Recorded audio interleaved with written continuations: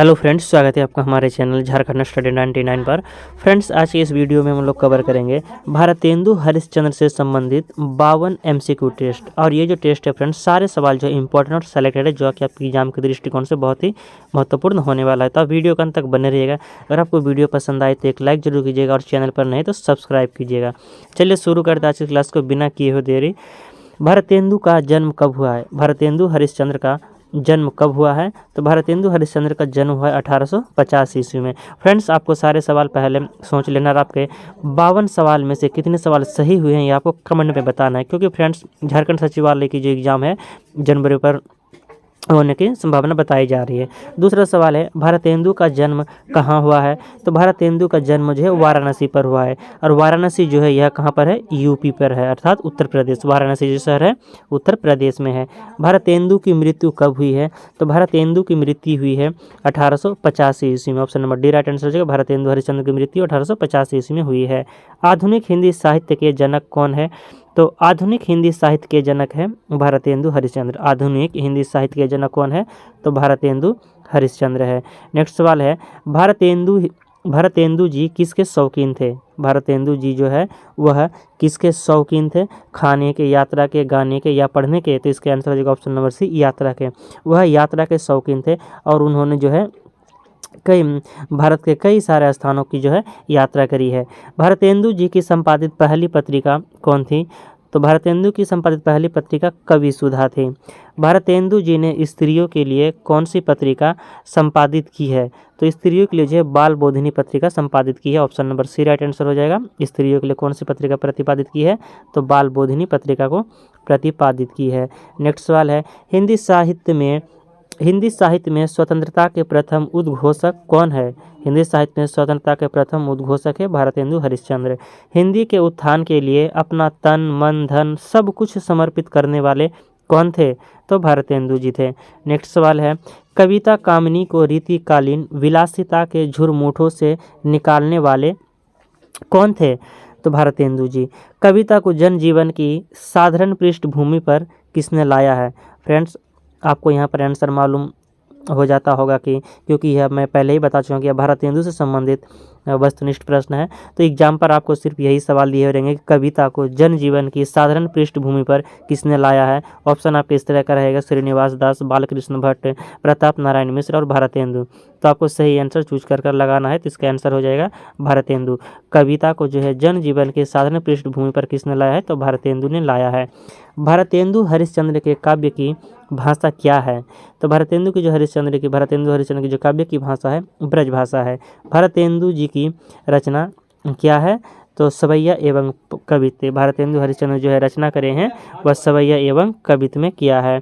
Next सवाल है, पिए प्यारे तिहारे निहारे बिना में पिए का संबोधन किसके लिए किया गया है? तो कृष्ण के लिए किया गया है। भारतेंदु जी की रचना भारत दुर्दशा क्या है? तो भारत दुर्दशा जो है यह नाटक है। Option number C right answer हो जाएगा। भारत दुर्दशा एक प्रकार का क्या है? तो नाटक है। भारतेंदु जी के काव्य की सबसे महत्वपूर्ण प्रवृत्ति क्या रही है? तो भारतेंदु जी के जो काव्य की सबसे महत्वपूर्ण प्रवृत्ति रही है राष्ट्रीय एकता। उनकी जो काव्य में, उनकी रचनाओं में हमें राष्ट्रीय एकता के बारे में दर्शन देखने को मिलते हैं। भारतेंदु जी की दृष्टि में काव्य की आत्मा कौन है? तो काव्य की आत्मा रस है। Option number C right answer हो जाएगा। भारतेंदु हरिश्चंद्र की दृष्टि में काव्य की आत्मा क्या है? तो रस है। नेक्स्ट सवाल है, भारतेंदु जी के नाट्य साहित्य को कितने भागों में विभक्त किया गया है? तो 3 भागों में विभक्त किया गया है। इनके नाट्य साहित्य के भागों में विभक्त सही नाम को चुने। इनके जो नाट्य साहित्य है इनके भागों में जो है विभक्त सही नाम का चयन करना है। तो अनुदित, मौलिक और अपूर्ण, ये जो नाट्य साहित्य की रचना की है तो उनमें से कुछ अनुदित है, कुछ मौलिक है और कुछ अपूर्ण है। नेक्स्ट सवाल है, इनके अधूरे अनुवाद को किस जोड़ी ने पूरा किया है? तो रामाशंकर व्यास और राधा कृष्ण दास ने। ये व्यास और ये दास यानी रामाशंकर व्यास और राधा कृष्ण दास ये दोनों ने मिलकर इनके जो अधूरे अनुवाद है इन्हें पूरा किया है। नेक्स्ट सवाल है, भारतेंदु जी कितने भाषा के जानकार हो चुके थे? तो भारतेंदु जी जो है 11 भाषा के जानकार हो चुके थे। भारतेंदु जी का विवाह कितने वर्ष की उम्र में हुआ था? तो भारतेंदु जी का जो विवाह है 13 वर्ष की उम्र में हो गया था। आपको ये पॉइंट याद रखना है। भारतेंदु हरिश्चंद्र का जो विवाह है कितने वर्ष की उम्र में हुआ है? 13 वर्ष की उम्र में। हिंदी गद्य विधा का स्वरूप निर्धारण किसने किया है? हिंदी गद्य विधा का स्वरूप का जो निर्धारण है वह किसने किया है? तो भारतेंदु जी ने किया है। भारतेंदु जी ने किस भाषा को अपनाने की स्वीकृति दी है? तो भारतेंदु जी ने जो है व्यवहारिक भाषा को अपनाने की स्वीकृति दी है। भारतेंदु हरिश्चंद्र की धारणा के मुताबिक कब हिंदी नई चाल में ढली है? तो 1873 ईस्वी में ढली है। ऑप्शन नंबर जो है सी सही आंसर हो जाएगा कि भारतेंदु हरिश्चंद्र की धारणा के मुताबिक कब हिंदी नई चाल में ढली? तो इसका आंसर हो जाएगा 25 का ऑप्शन नंबर सी 1873 ईस्वी में ढली है। नेक्स्ट सवाल है, आधुनिक काल का जनक किस लेखक को कहा जाता है? तो आधुनिक काल का जनक भारतेंदु हरिश्चंद्र को कहा जाता है। भारतेंदु युग का अन्य नाम क्या है? तो पुनर्जागरण काल। भी इंपॉर्टेंट सवाल फ्रेंड्स, या वेरी इंपॉर्टेंट सवाल है कि भारतेंदु युग का अन्य नाम क्या है? तो पुनर्जागरण काल नाम है। इनमें से भारतेंदु मंडल का लेखक कौन है? तो भारतेंदु मंडल का लेखक है बद्री नारायण चौधरी प्रेमघन। बद्री नारायण चौधरी प्रेमघन जो है यह भारतेंदु मंडल के लेखक हैं। भारतेंदु जी का जीवन काल कुल कितने वर्ष का था? तो 35 वर्षों का था। Option number D right answer हो जाएगा 35। भारतेंदु जी का जो कुल जीवन काल रहा है वह 35 वर्षों का रहा है। कौन सी कृति भारतेंदु की नहीं है? तो भरत हरण जो है यह भारतेंदु हरिश्चंद्र की नहीं है, जबकि भारत दुर्दशा, वैदिक हिंसा, हिंसा न भवती, अंधेर नगरी, इन सभी के लेखक जो है भारतेंदु हरिश्चंद्र है। नेक्स्ट सवाल है, भारतेंदु ने अपनी किस कृति में देसी राजाओं को रासभ अर्थात गध कहा है? तो भारत दुर्दशा में कहा है। इनमें से कौन सी प्रवृत्ति भारतेंदु युग की प्रवृत्ति नहीं है? तो भारतेंदु युग की जो प्रवृत्ति नहीं है तो यह इतिवृत्तात्मकता, इतिवृत्तात्मकता जो है भारतेंदु युग की प्रवृत्ति नहीं है। हिंदी नई चाल में ढली किसकी उक्ति है? यह जो उक्ति है हिंदी नई चाल में ढली, यह किसकी उक्ति है? तो भारतेंदु की उक्ति है। भारतेंदु जी ने स्त्री शिक्षा के लिए कौन सी पत्रिका निकाली है? तो बाल बोधिनी पत्रिका स्त्री शिक्षा के लिए निकाली है। नेक्स्ट सवाल है, निम्नलिखित में भारतेंदु जी का मौलिक नाटक क्या है? तो भारतेंदु जी का मौलिक नाटक की बात करें तो अंधेर नगरी जो है यह एक प्रकार का मौलिक नाटक है। आधुनिक हिंदी काव्य का वैतालिक किसे कहा गया है? तो भारतेंदु हरिश्चंद्र को कहा गया है। प्रेम फुलवारी किसकी रचना है? तो भारतेंदु हरिश्चंद्र की रचना है। प्रेम फुलवारी के लेखक भारतेंदु हरिश्चंद्र है।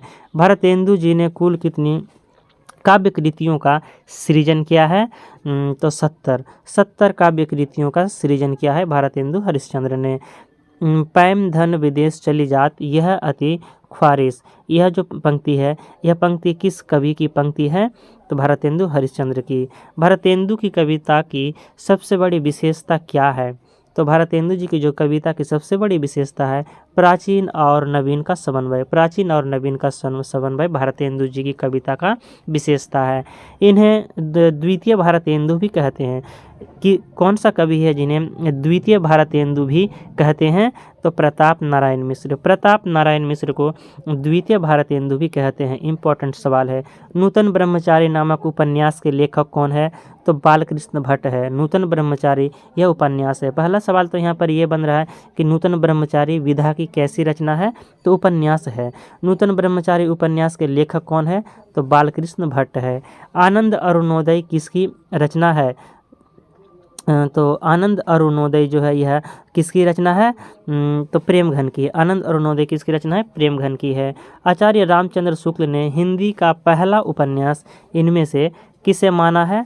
तो परीक्षा गुरु को। हिंदी का पहला उपन्यास क्या है? परीक्षा गुरु है आचार्य रामचंद्र शुक्ल के अनुसार। नेक्स्ट सवाल है, समस्या पूर्ति सर्वस्व नामक ग्रंथ के लेखक कौन है? समस्या पूर्ति सर्वस्व नामक ग्रंथ के लेखक कौन है? तो अंबिका दास व्यास। अंबिका दास व्यास जो है समस्या पूर्ति सर्वस्व नामक ग्रंथ के लेखक हैं। बाबू माल मुकुंद गुप्त की साहित्यिक प्रसिद्ध का मूलाधार क्या है? तो शिव शंभू का चिट्ठा। शिव शंभू का चिट्ठा बाबू बाल मुकुंद गुप्त की साहित्यिक प्रसिद्धि का मूलाधार है। नेक्स्ट सवाल है, भारतेंदु मंडल के किस लेखक को उस युग का अत्यंत सजग सतर्क प्रहरी सूझबूझ वाला तथा भारतेंदु का सफल उत्तराधिकारी माना जाता है? तो बाल मुकुंद गुप्त को। बाल मुकुंद गुप्त को जो है भारतेंदु मंडल के लेखक में से उस युग का अत्यंत सजग सतर्क और अग्रहरी सूझबूझ वाला सफल उत्तराधिकारी माना जाता है। नेक्स्ट सवाल है, नवभक्तमाल के रचयिता कौन है? तो नवभक्तमाल के रचयिता है राधाचरण गोस्वामी। राधाचरण गोस्वामी जो है नवभक्तमाल के रचनाकार हैं। जपो निरंतर एक जवान, हिंदी हिंदू हिंदुस्तान किसकी उक्ति है? तो प्रताप नारायण मिश्र की युक्ति है। फ्रेंड्स, आपको ये सवाल अच्छी तरह से याद रखना है, क्योंकि इसको अधिकतर जो है भारतेंदु हरिश्चंद्र को मार देंगे। जैसे कि जपो निरंतर एक जवान, हिंदी हिंदू हिंदुस्तान, क्योंकि हिंदी हिंदू हिंदुस्तान का नारा भारतेंदु हरिश्चंद्र ने दिया है। तो आपको ये याद भी रखना है कि जपो निरंतर एक जवान जब जुड़ जाएगा, जपो निरंतर एक जवान, हिंदी हिंदू हिंदुस्तान, इसके लेखक हो जाएंगे, इस युक्ति के रचनाकार हो जाएंगे प्रताप नारायण मिश्र। प्रताप नारायण मिश्र। धन्य भारत भूमि सब रत्ननी की उपजावनी, ये जो पंक्तियां हैं, यह पंक्तियां किनके द्वारा कहा गया है? तो बद्री नारायण चौधरी प्रेमघन के द्वारा। इमारो उत्तम भारत देश किसकी उत्तर है? डैश दिया हुआ है कि इमारो उत्तम भारत देश, यह किसकी युक्ति है? तो राधाचरण गोस्वामी। यह युक्ति जो है राधाचरण गोस्वामी की है। प्रेम संपत्ति तलाश, प्रेम संपत्ति ताश किसकी रचना है? यहाँ पर है प्रेम संपत्ति ताश, यह जो रचना है यह किसकी रचना है? तो जामोहन सिंह की। फ्रेंड्स, यहाँ पर मेरे ख्याल से जगमोहन सिंह होता, तो आप इसे देख लीजिएगा, क्योंकि कुछ मिसप्रिंटिंग भी हो सकता है। तो प्रेम संपत्ति तलाश किसकी रचना है? तो जगमोहन सिंह की है। तो फ्रेंड्स, हमारा यहाँ पर जो है 52 MCQ टेस्ट कंप्लीट होता है। तो फ्रेंड्स, आपको जो क्लास है कैसा लगा है आप कमेंट करके ज़रूर बताइएगा। इसका जो PDF है आप हमारे टेलीग्राम चैनल झारखंड स्टडी 99 पर जुड़ जाइएगा, और इस टेलीग्राम चैनल का लिंक मैं डिस्क्रिप्शन पर दे दूँगा, और वहाँ से आप जो है इसके PDF को प्राप्त कर सकते हैं, और बाद में आप इसे रिविज़न भी कर सकते हैं।